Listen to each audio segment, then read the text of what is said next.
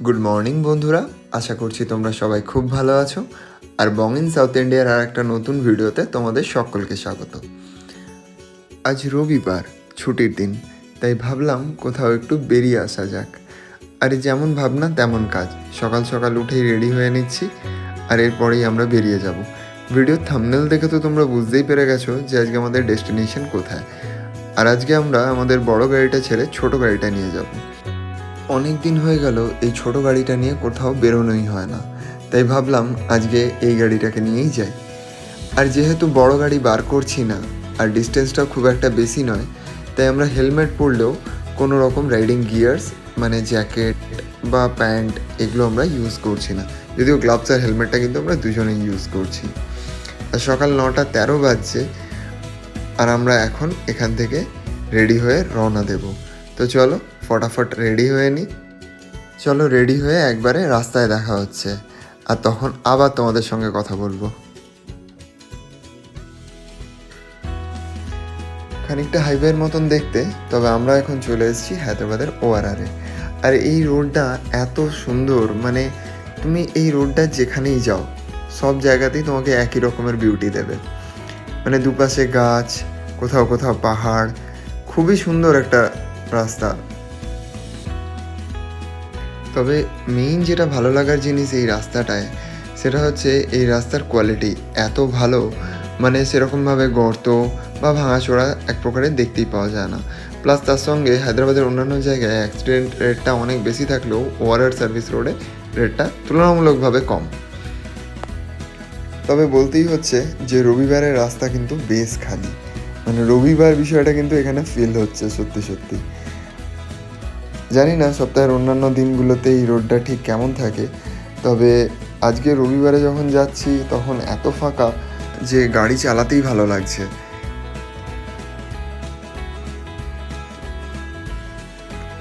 আর দেখতে দেখতেই হঠাৎ করে একটা রাস্তার জাংশনে এসে পড়লাম, আর গুগল ম্যাপস বলছে সোজা গিয়ে ডান দিকে নিতে। এবার সোজা গিয়ে ডান দিকে গেলে দেখতে পাবো যে ওদিকের রোডটা আবার কেমন। তবে এরিয়াগুলো বেশ সুন্দর, প্রচুর গাছপালা আর নেচার আমাদের এমনিতেই প্রিয়, তাই এই রাস্তাটা দিয়ে চালাতে চালাতে একটা কথা খুব মনে হচ্ছে যে আমরা সারা দিন রাত ইটকাঠের জঙ্গলের মধ্যে পড়ে আছি, কিন্তু এই জায়গাগুলোর মধ্যে বেঁচে থাকার না একটা আলাদাই আনন্দ আছে।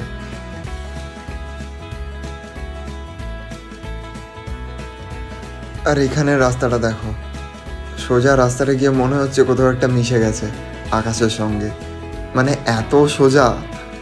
মানে এইরকম রাস্তা সত্যি বহুত দিন পরে প্রথম দেখলাম। রাস্তাগুলো কিন্তু দারুণ দারুণ। বাড়ি থেকে বেরিয়ে প্রায় আধা ঘন্টা 40 মিনিট গাড়ি চালিয়ে ফেলেছি, কিন্তু এখনও সেরকমভাবে কোনো খাবারের দোকান দেখতে পাইনি। আর সকালবেলায় যেহেতু তাড়া ছিল, তাই আর সেভাবে ব্রেকফাস্ট করে ওঠা হয়নি। রাস্তায় যেতে যেতেই হঠাৎ করে ডান দিকে দেখতে পেলাম বেশ বড় একটা পাহাড়ের রেঞ্জ। আমি জানি না ক্যামেরায় ঠিক কতটা দেখতে পাওয়া যাচ্ছে, কেননা গাছের জন্য হয়তো কিছুটা ভিউটা আটকে যাচ্ছে, কিন্তু খালি চোখে খুবই স্পষ্ট একটা বড় লম্বা পাহাড়ের রেঞ্জ দেখা যাচ্ছিল। আরও বেশ খানিকক্ষণ গাড়ি চালানোর পরে আমরা ফাইনালি এসে পৌঁছালাম একটা রেস্টুরেন্টে। আর এখানে বেশ কতগুলোই রেস্টুরেন্ট ছিল, তার মধ্যে আমরা এলাম পিস্তা হাউসে। সকালবেলায় কিছু খাওয়া হয়নি আর এখানেও সেভাবে কিছু পাওয়া যাচ্ছিল না, তাই দুজনে দুটো প্যাটিস আর একটা কেক নিয়ে বসলাম খেতে। কেকটা পাইনাপেল ছিল, বেশ ভালোই খেতে ছিল। আর তার সঙ্গে নেওয়া হয়েছিল একটা এগ প্যাটিস আর একটা ভেজ প্যাটিস। এরাই যেহেতু ভেজটাই পছন্দ করে, তাই ওর জন্য ভেজ প্যাটিসই আনালাম। খেতে বসেই বাড়িতে একবার ফোন দিয়ে জানিয়ে দিলাম যে আমরা ঠিক আছি আর এখনও অবধি ঠিকঠাকই চলছি। আর এই হলো সেই রেস্টুরেন্টটা সামনে থেকে। কেমন লাগছে তোমরা যারা যারা পিস্তা হাউসে খেয়েছো তারা অবশ্যই কমেন্ট করে জানিও যে পিস্তা হাউসে খাবার দাবার কেমন। হায়দ্রাবাদে অনেক বাঙালি বন্ধুরাই তো আছো, অবশ্যই কিন্তু কমেন্ট করে জানিও। আর এই লোকেশনটা ছিল শামিরপেটে। রাস্তায় যেতে যেতে বেশ কিছু ভেড়া ছাগলের দল রাস্তাটা আটকেই দিয়েছিল এক প্রকারের।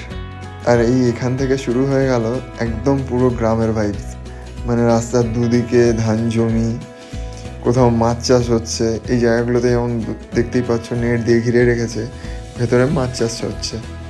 আর এখানটায় আসার পরে মনে হলো যে আমরা যে ওয়েস্ট বেঙ্গলে থাকাকালীন যে মাছ কিনতে গেলেই বলে না যে আন্ধ্রার মাছ, চালানি মাছ, তো যতদূর সম্ভব এই ধরনেরই কোনো ভেড়ি বা এই ধরনেরই কোনো জায়গায় যেখানে মাছ চাষ হচ্ছে সেখান থেকেই মাছগুলো হয়তো যাচ্ছে। আর এত বড় বড় এরিয়াগুলো যে বেশ ভালো লাগছিল দেখতে। এখানে আবারও বেশ কিছু ধান জমি, আমি জানি না এদের এখানে এত ধান জমি থাকা সত্ত্বেও কেন কোনো ভালো চাল এখানে ঠিক করে পাওয়া যায় না। মানে এখানে চাল কেনাটা সত্যিই খুব একটা অস্বস্তিকর বিষয়। যারা বাঙালি বা ওয়েস্ট বেঙ্গল থেকে যারা এসছো তারা খুব ভালো করেই জানবে যে এখানে চালটা নিয়ে একটা বিশাল সমস্যা আছে। আর এই জবা গাছটা দেখো কি মারাত্মক ফুল ধরেছে, মানে নিচ থেকে ওপর পর্যন্ত শুধু ফুল আর ফুল। এত ফুল ধরা জবা গাছ কোনোদিন দেখিনি আমি। আর এরপরেই আমরা ঠিক রাস্তার এমন একটা জায়গায় এসে পৌঁছালাম যেখানে শুধু আমরাই যাচ্ছি দুজন।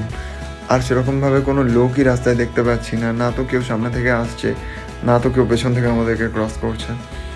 রাস্তার দুপাশে খানিকটা ফাঁকা জমি, জঙ্গল টাইপসের এরিয়া। আর এর ভেতর দিয়ে সোজা রাস্তাটা চলে গেছে। কিছুক্ষণ গাড়ি চালানোর পরে তো রাস্তাটা এতটাই ফাঁকা যে ভয় লাগছিল। তো খানিকক্ষণ আগে একজনের সঙ্গে দেখা হয়ে আমি জিজ্ঞেস করলাম যে সত্যি কি রাস্তাটা আমরা যেটা নিয়েছি সেটা কি ঠিক না ভুল। তো তিনি বললেন যে না, সোজা সামনে আরও এগিয়ে যাও এবং তারপরেই মানে আমাদের যে ডেস্টিনেশন সেখানে আমরা পৌঁছে যাব। আর এখানে বোধহয় বৃক্ষরোপণ কিছু হয়েছে, বোঝা যাচ্ছে না ঠিক, কিন্তু মনে তো সেরকমই হচ্ছিল।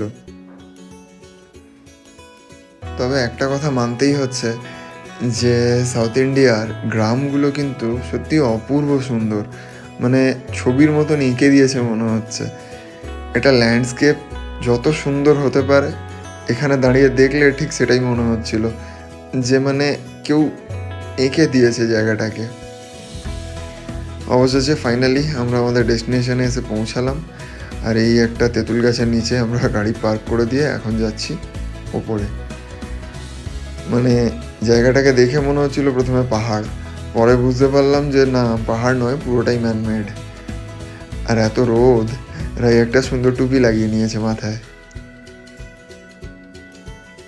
আর অ্যাজ ইউজুয়াল প্রত্যেকবারের মতন আমরা এবারও লেট হয়ে গেছি। সূর্য একদম পুরো মাথার ওপরে, ঘড়িতে বাজছে দুপুর 12:30। একটাও লোক নেই, পুরোপুরি ফাঁকা। আর তার মধ্যে একে দেখো মজা পেয়ে গেছে এসে। অ্যাকচুয়ালি আমরা অনেক দিন কোথাও ঘুরতে বেরোয়নি, তো একটু বাইরে এসে সত্যি নিজেদেরও খুব ভালোই লাগছিল। আর এখানে দুজন ম্যাডাম দাঁড়িয়ে দাঁড়িয়ে কী দেখছি আমি জানি না।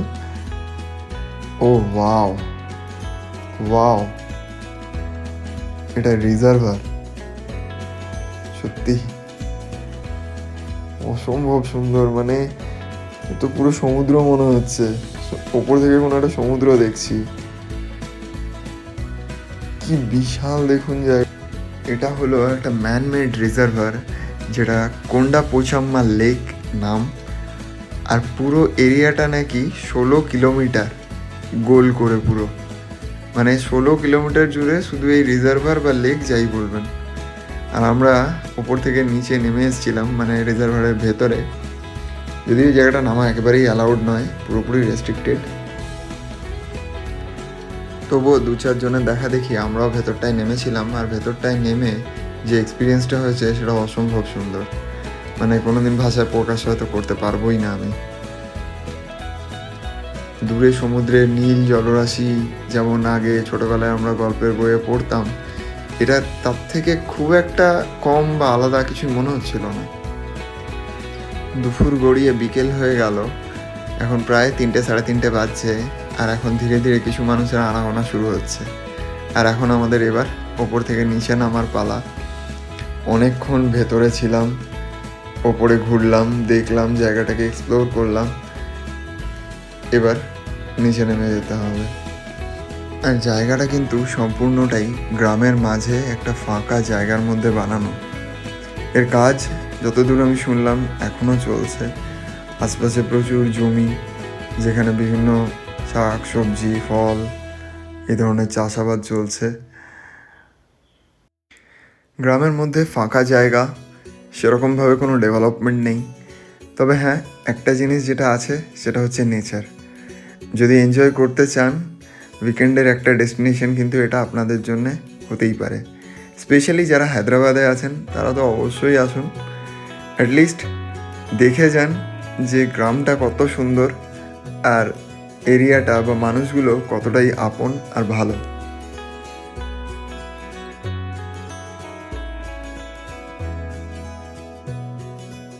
চলুন তবে এবার বাড়ির উদ্দেশ্যে রওনা দেওয়া যাক। আর আজকের ভিডিওটাকে এখানেই শেষ করছি। দেখা হচ্ছে পরের ভিডিওতে। ততক্ষণ সুস্থ থাকবেন, ভালো থাকবেন আর আশপাশের প্রত্যেকটা জীবকে ভালো রাখার চেষ্টা করবেন। টাটা।